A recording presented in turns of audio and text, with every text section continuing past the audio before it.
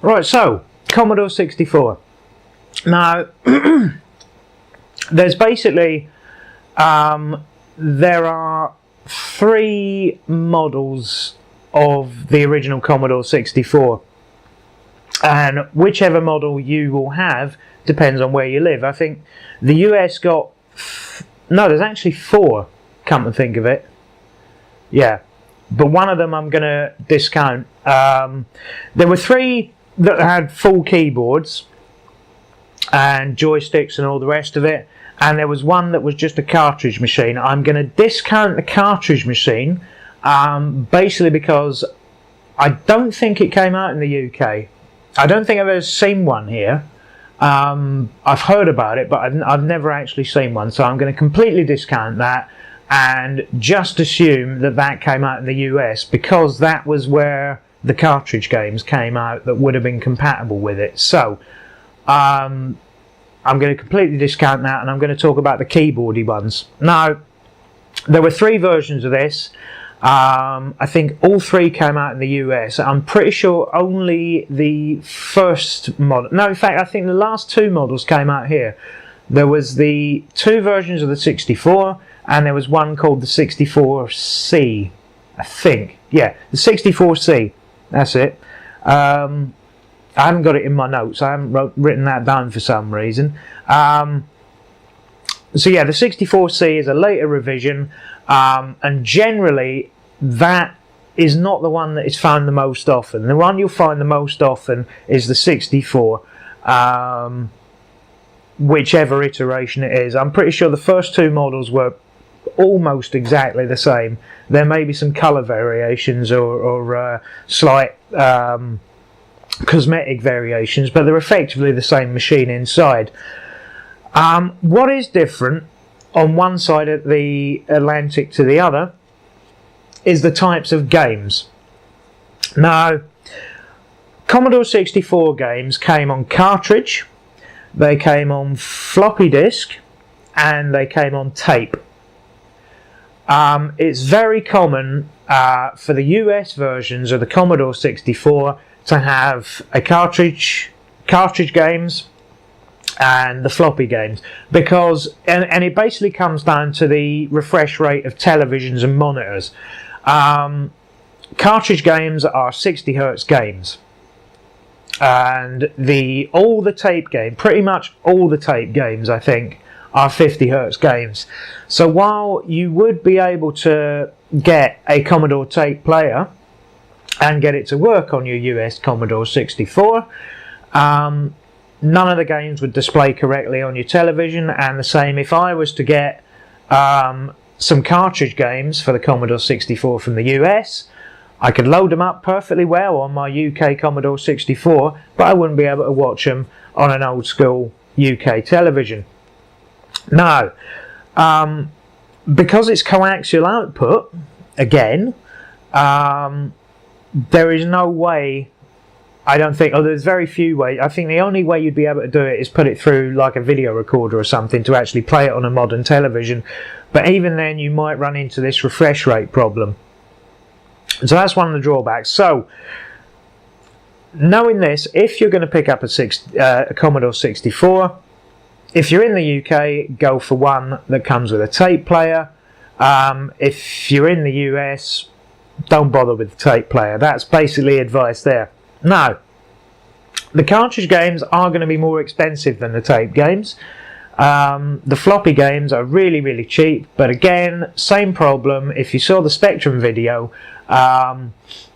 because they were just on standard 5.5-inch floppies, lots of the ones you will buy are knockoffs. Ordinarily this wouldn't be a problem, but you need to, in order to load games on a Commodore 64, if you've never used one before, or if you have used one before, you'll know this already, you have to be very specific about what you type to load the games. If you went and bought a full retail version of the game, that would be fine, because you'd have that information there.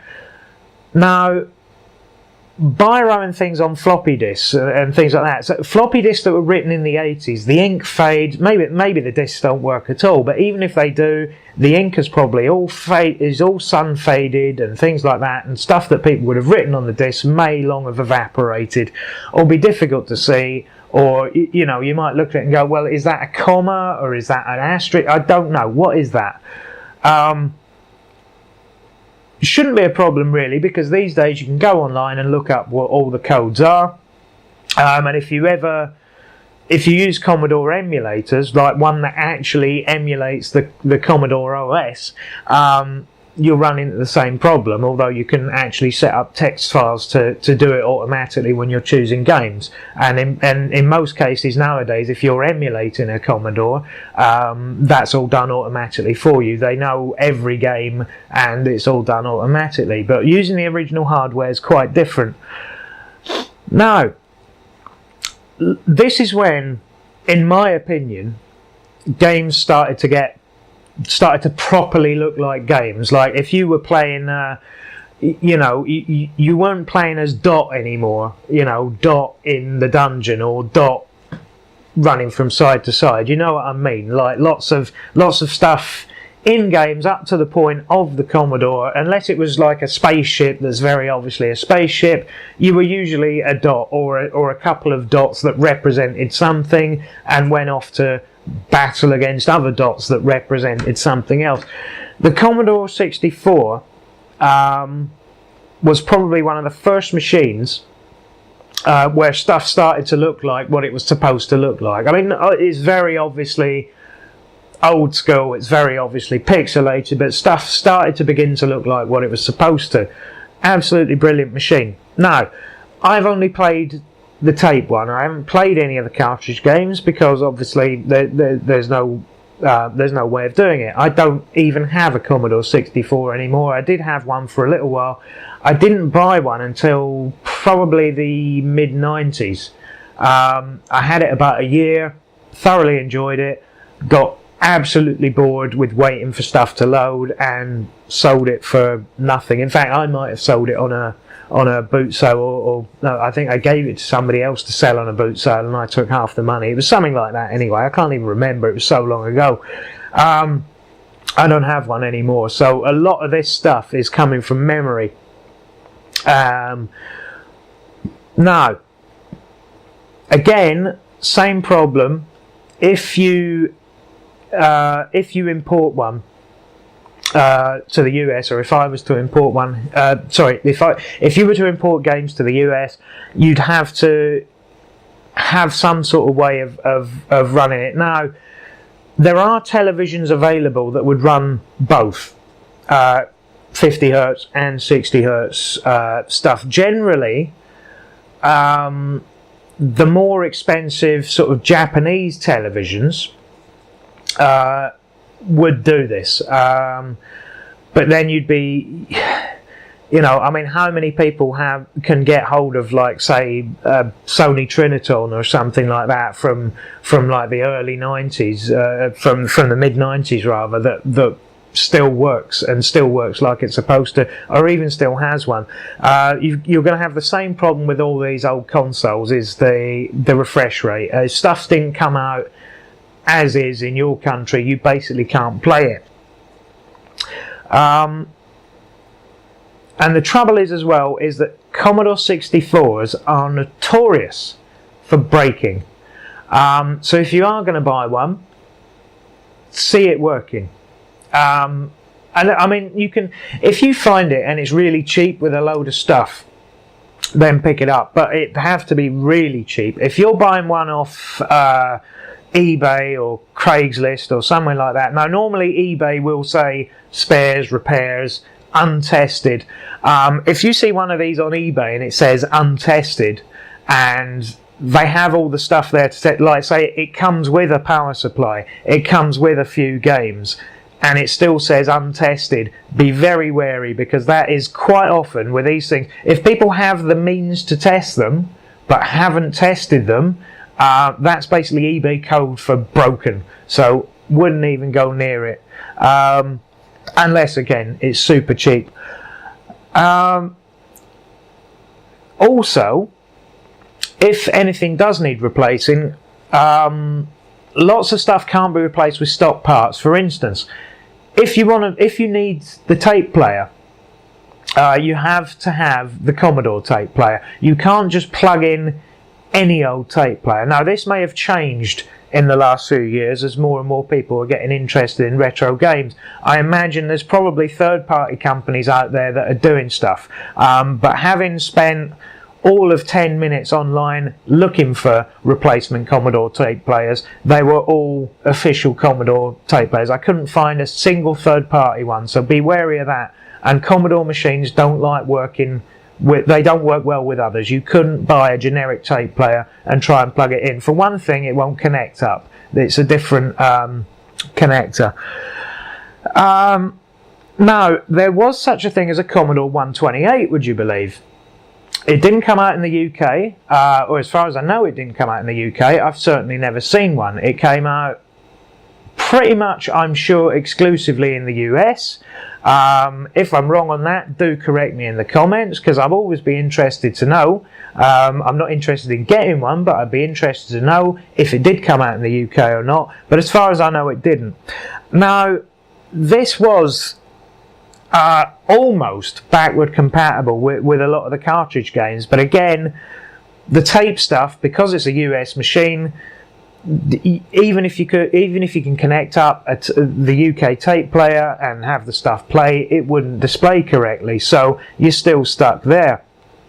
So what's your alternative? Your alternative is basically, I think my verdict on this one, again, this is going to be the same as the Spectrum stuff. If you already have a television that it will work on, and if you can find one at a reasonable price and you're pretty sure it's working, and if you can get a few games with it, then by all means go ahead. But for anyone else who doesn't fit into those categories, emulate. Not avoid, definitely emulate. Because some of the games on here are just, they're not, it's not going to be stuff that's going to blow your mind. But as far as historical gaming is concerned, I think this is probably the first time that stuff started to look and sound like what it should. So this was stuff that had, there was, I don't want to say sampled speech, but there were games with speech in them. I don't know how they've done it. I mean, I assume it's with sound samples. I'm not that familiar with the sound hardware on this machine to be able to tell you either way. But stuff started to. This is the first type thing I remember playing where stuff looked and sounded like it actually was supposed to.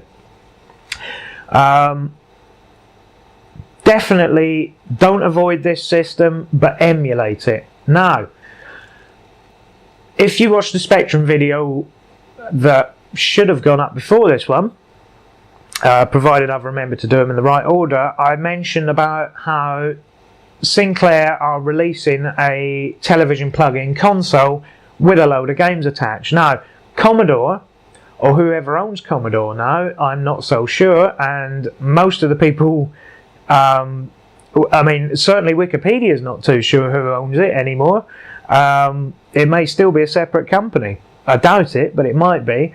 Anyway, there was a Kickstarter going for a new Commodore 64 to come out, like an HDMI version, similar to the Spectrum Vega. How far along that's got, I have no idea. Because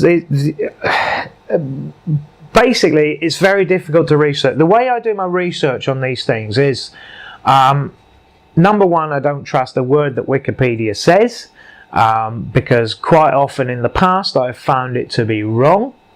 And I will generally only pass on information if I can verify it twice over. So if I find one site says one thing, I want it verified at least twice, and I want different citations for that verification. I'm not, because quite often you'll think you've verified something 2 or 3 times and go, well, that's fine, and then you realise where it's been verified, and it's generally one quote or one, you know, do you know what I mean? So I don't want to throw anything out there that might be untrue, and I can't verify that this Commodore 64 reimagining, we'll call it. We won't call it an emulation machine. We'll call it a reimagining. That sounds better. I can't verify whether this has been funded, whether it's in production, whether it's out already. I mean, I can't. I'm pretty sure it's not out already because I couldn't find one for sale. So I can't verify how long the path that is. I know there was a Kickstarter. There was possibly an IndieGoGo as well, which is a different. They're basically two different things. Basically, one of them you need to have a prototype in place. I think Kickstarter, you need to have a prototype for any hardware already in place. So it may. I'm going to change my words now. I don't think it was a Kickstarter. I think it was always just an IndieGoGo. So that is flagging to me straight away that they haven't built a prototype yet. So this may be a while coming to market. So there are some very good emulators for the PC that you can use in order to get your Commodore 64 ROMs up and running. But as far as actually collecting for this system goes, again, if you've already got quite a lot of stuff to make it work, and you can find a working machine, then by all means do collect for it. You'll have some, if you're in the US and you've got cartridge games, that's fine. Your loading times won't be too much of a problem. If you're in the UK and you've got tape games, obviously your loading times will be slightly longer, but I'm pretty sure at this point in time you could fit more games on a tape. Sorry, more of a game. And there was more memory space available on an audio tape than there was in the chips at the cartridges at this point. So, thinking on it, I think some of the tape games might actually be better versions or bigger versions of games that were on the cartridges. So yeah, basically, if you've already got the television set up and you've already got the equipment that could run this, and you can get a few games and a nice system that works, then by all means do. You'll have a great time. Whether you want to have a shelf full of tape boxes, or even the bigger cardboard boxes that quite often the tapes used to come in, that's up to you. Me personally, I think my verdict is going to be emulate. And at the moment, that seems to be the only way you can do that is on a PC. So go and do that. And have a great time playing some of these old games. So that's pretty much it about the Commodore 64. Now, I am aware of how much nostalgic love is placed on this system. So there are plenty of people out there that probably know far more about this than I do. And I'm not going to sit here just as a mouthpiece. You know, if I've got something wrong, then you know, the comment section is where you want to be. If you enjoyed something, in fact, even the comment section is where you want to be. And if you're looking forward to seeing me cover, you know, well or badly, all the rest of your favourite systems, then you can subscribe and you'll see that. The next video I'm going to do is on the Atari 2600. Also known as the VCS. Yeah, that's the next one on my list. So if you've got any interest in that, that'll be the next video, and I will hopefully see you in that.